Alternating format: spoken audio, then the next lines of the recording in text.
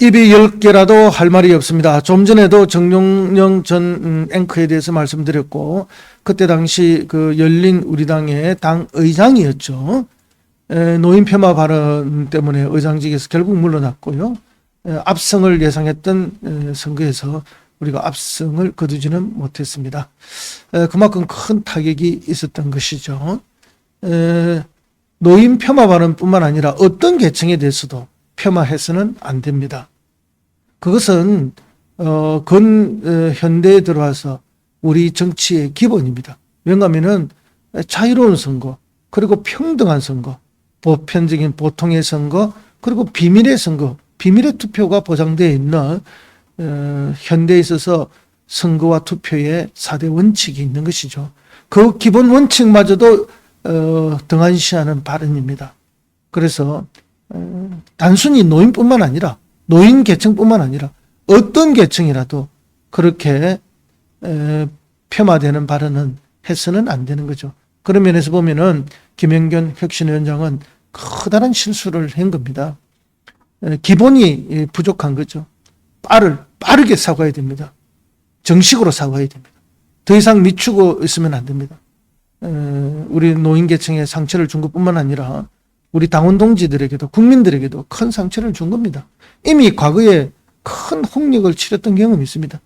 그런 것들을 판단하지 못하고 함부로 내뱉는 말, 정말 당을 수렁의 구렁텅이로 빠뜨린 거죠. 어제 양이원영 의원은 가서 사과를 했다고 했습니다. 양이원영 의원도 발언 조심해야 됩니다. 저는 국힘과 윤석열을 비판하기 전에 우리 스스로 비판할 것은 비판해야 된다고 생각합니다. 지난번에 양이원영 의원이 이런 이야기를 또 했습니다. 도덕적 기준이 우리는 너무 높다. 문제다. 도대체 무슨 소리를 하는 겁니까? 지금 우리의 도덕적 기준이 국힘보다도 못하다고 질타하는 것이 많은 국민들의 의견입니다. 뭔가 민주당은 국힘보다 더 나은 것 같아서, 더 도덕적인 것 같아서 지금까지 지지했는데 똑같다. 우리가 그 비판에서 자유로울 수 있습니까? 반성을 해도 부족함이 많은데 그런 이야기로 국민들의 가슴에 염장을 지르는 것이죠. 저는 이재명 대표 정말 안정적으로 혁신하고 또 총선을 잘 이끌기를 바랬던 사람입니다. 그런데 지금 혁신위가 하는 것을 보면은 국민들의 정서에서 멀어지는 이야기만 반복하고 있습니다. 가장 대표적인 이야기 또 하나를 지적하지 않을 수가 없습니다. 불체포 특권과 관련해서 국회 의결이 있으면은 기명 투표를 하자. 비밀 투표, 무기명 투표가 기본 중에 기본입니다. 그런 경우 특히 인사와 관련해서는 더 그렇죠. 그러니까 기본 중에 기본을 무너뜨리고 편의적인 발언을 하는 것, 편의적인 생각을 하는 것, 그 자체가 얼마나 국민들로부터 멀어지는 것인가 하는 걸 알아야 합니다. 신뢰를 무너뜨리면 다시는 설 수가 없습니다.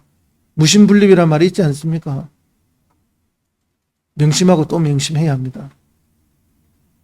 이재명 대표께서 지금 휴가 중이신데 저는 특단의 조치를 취해야 한다. 그렇게 봅니다. 이 특단의 조치는 김연경 혁신위원장을 빨리 사과하도록 하는 것이 첫 번째일 것이고요. 필요하다면 그 이상의 일도 하셔야 된다.